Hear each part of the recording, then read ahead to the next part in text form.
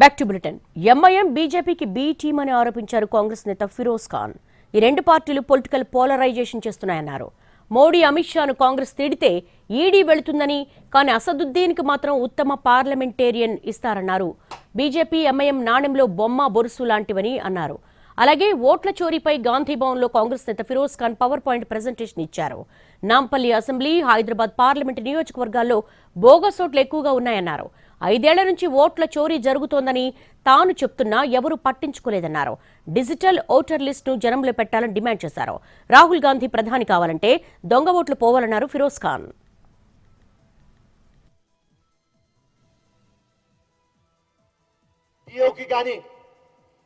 Sir ఇది ఏం పరిశాని sir, ఇది ఇట్లా అయితే ఎట్లా?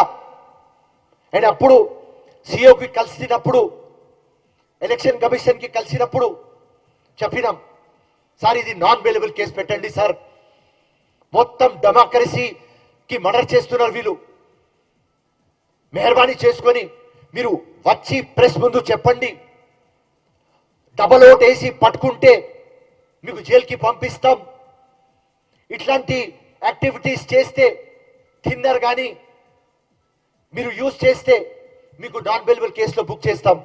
కానీ ఈసీ ఎప్పుడు